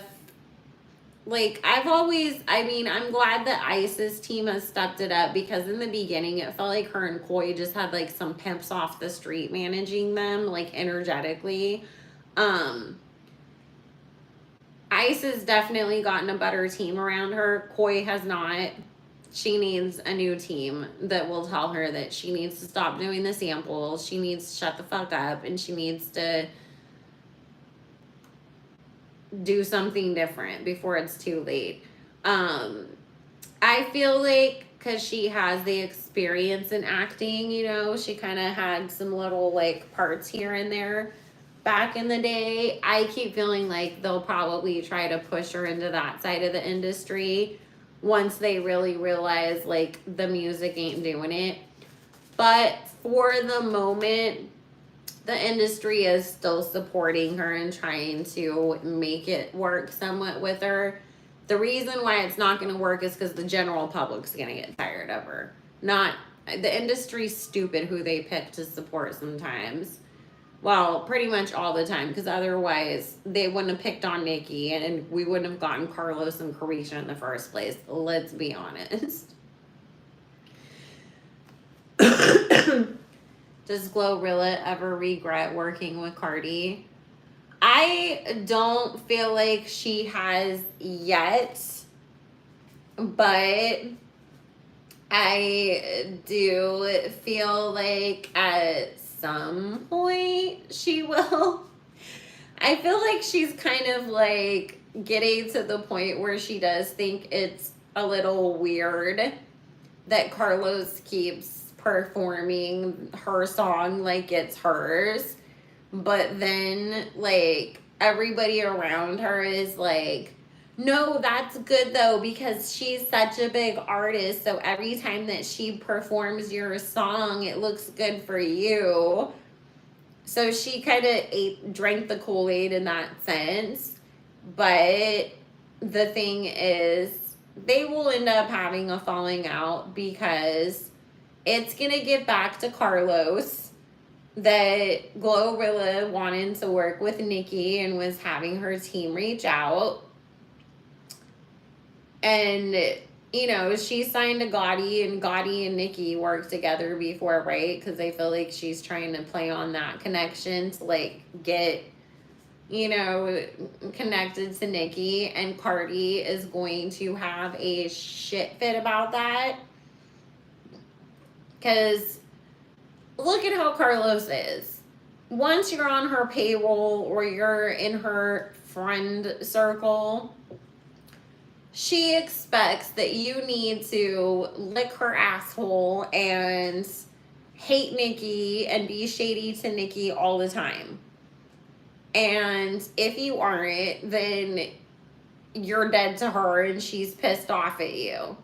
So, I mean, look at her and Jason. They do this all the time. So, you think that it's not going to happen to Glorilla if Carlos finds out, like, through the grapevine, like, oh, you're trying to work with Nicki? Like, she's going to take that as some personal attack and stab in the back to her. And they'll fall out. But guess what? Nicki's not going to work with Glorilla. Can you imagine Glorilla's deep-ass voice on a song with Nicki? Y'all, when she released that song with Moneybagg Yo, I saw a comment saying that they sounded like two masculine bottoms arguing about their relationship, or two masculine tops fighting about their relationship.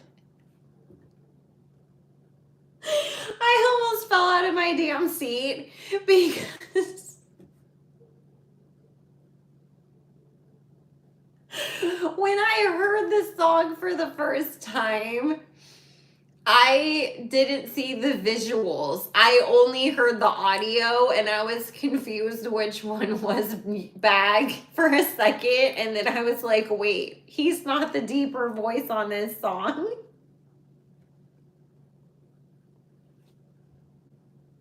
And then when I saw the visuals, I was like, okay, that confirms that that was her verse and not his.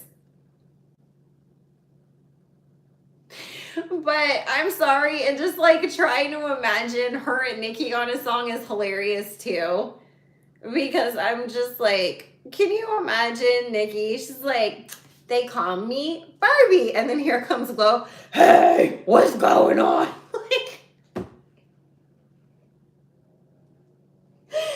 I mean, I just feel like as far as she's concerned, like they have to be really careful who they put her on tracks with so that they really complement each other.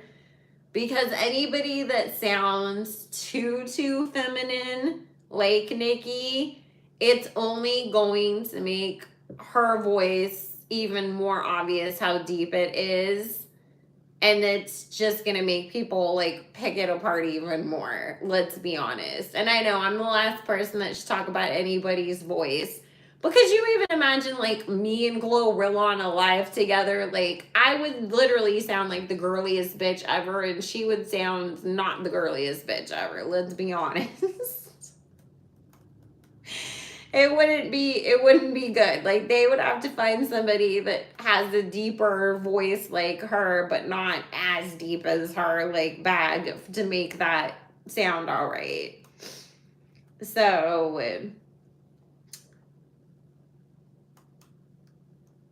but I feel like Glow still likes Cardi for the moment, but she's more fanned out about Nicki and regretting the fact that she unfollowed her. How is Coi's relationship with her dad? And let me see 1 second, guys. Okay, no more questions, guys. Let me just get through the ones that are up here and then I'll be done. Because I'm gonna get a headache in a minute because I haven't eaten all day.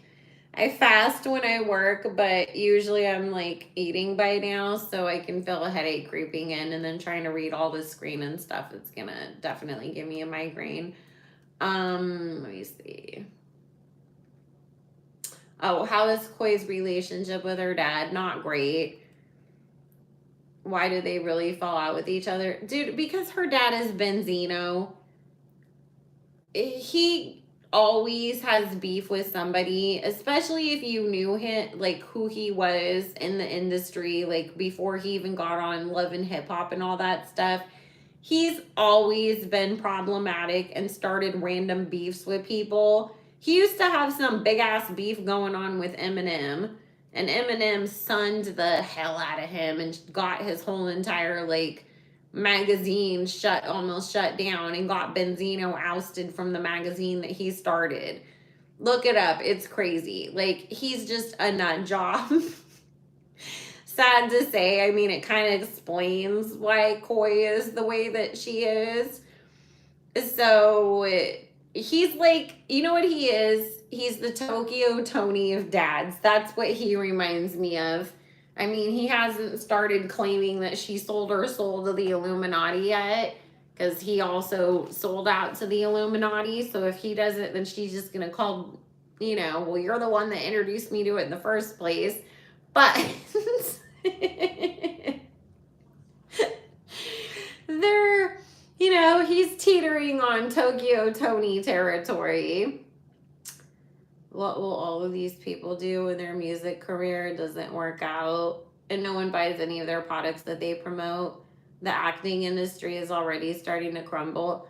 Listen, all these people are either going to end up on Love and Hip Hop or some other reality show, or they're going to try to make a YouTube channel.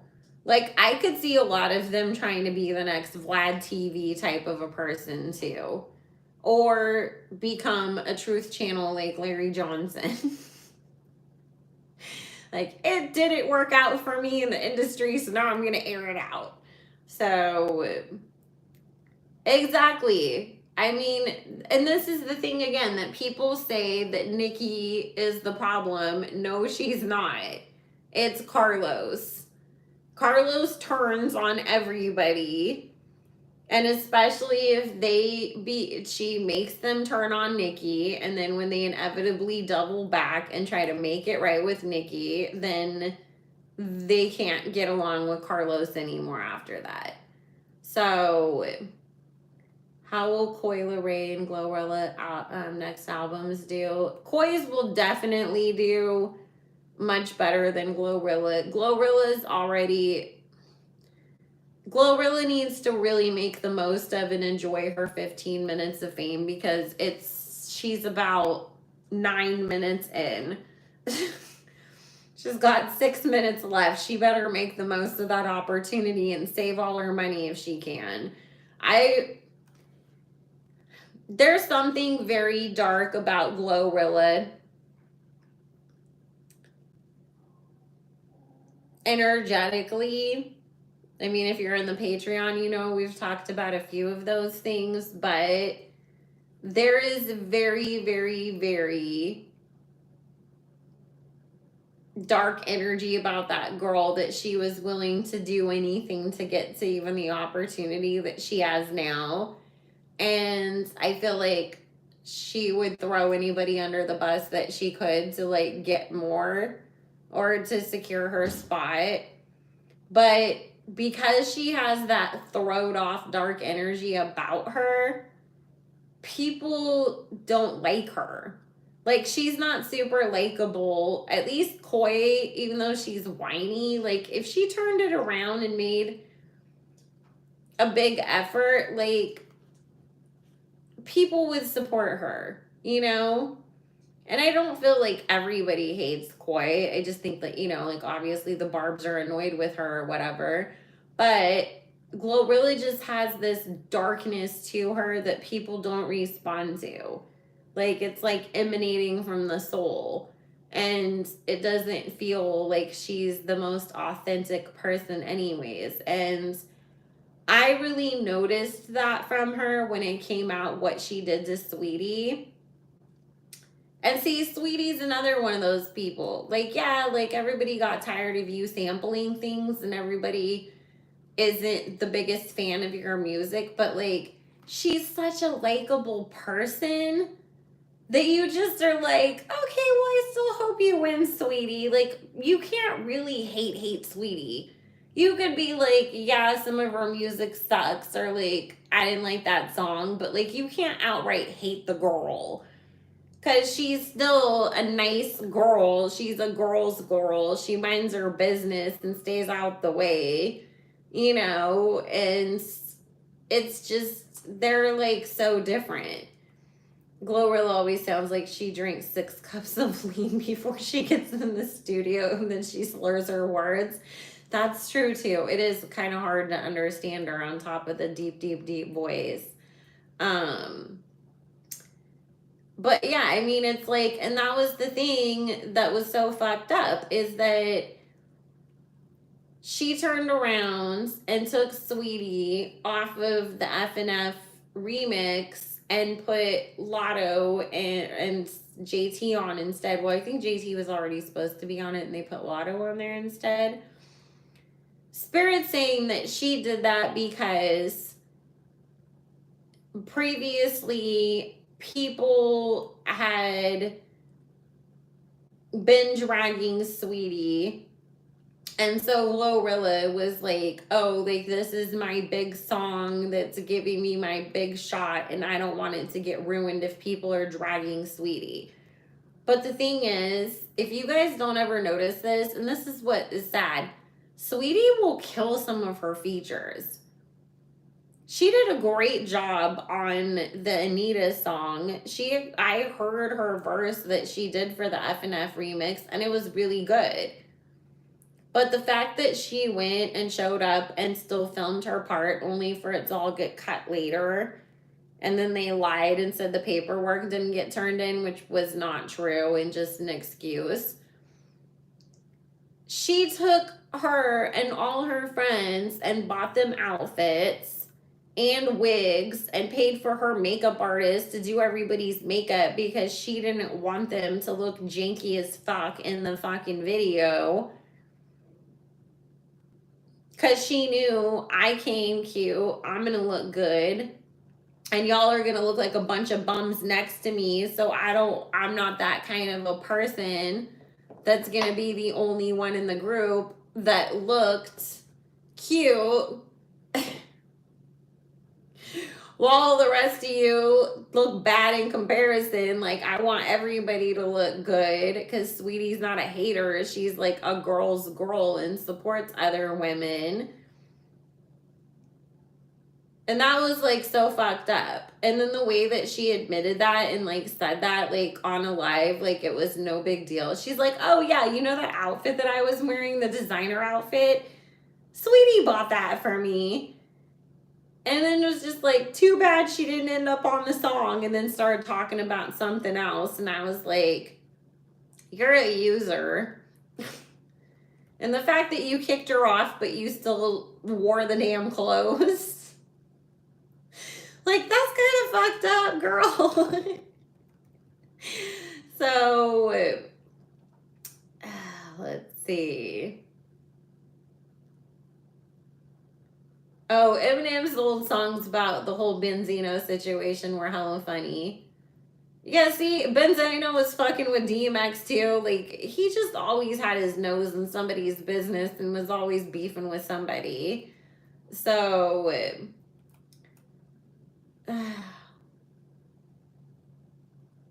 no, I don't feel like Carlos had anything to do with the Sweetie snub. It was Glorilla being selfish and just trying to make sure that she was, you know, didn't have anybody being dragged on her song. But if you guys didn't know, I mean, obviously, Carlos and Sweetie have beef and constantly beef with each other too. So, I know, that's what I was saying. That was a cute verse too. What's your sign? I'm a Cancer. Body built like a dancer. Like, I like Sweetie. I always like want her to do well. So, anyways, guys, it was like, it's time to start saying our goodbyes. Goodbye, my friends. I'm just kidding. It's like, are we gonna sing the Lamb Chop goodbye song? Did y'all watch Lamb Chop when you were little? I used to freaking love Lamb Chop. I thought it was so cute. So I used to want a baby lamb, and then my grandpa like started raising sheep, and I saw them up close and personal, and I was like, oh my god, they're so dirty and ugly in person.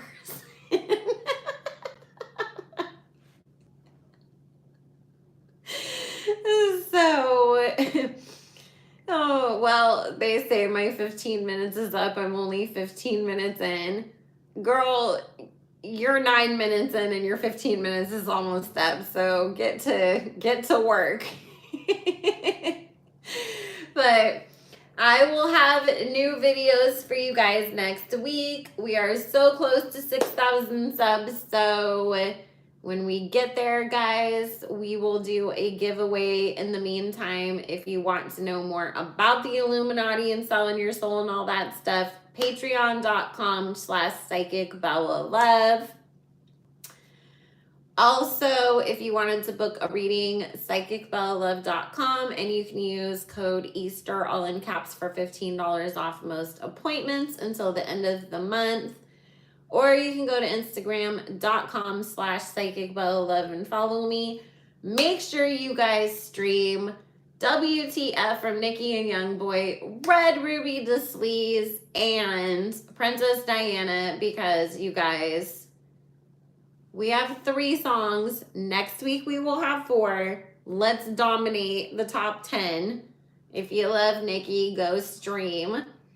Make sure, if you didn't already, guys, also to like the video on the way out. And we will be live again next week, but I will also have new videos up next week for you guys on the channel anyways.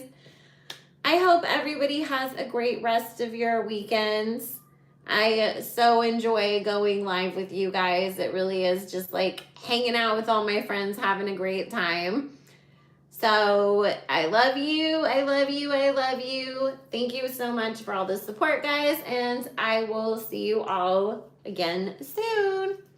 Bye. Exactly. If Mayo Swift can occupy the top 10, we can get our girl to do it too. Because at least it's not a bunch of fucking old ass songs that she just added ukuleles to and released as a new version. So, all right, guys. Bye.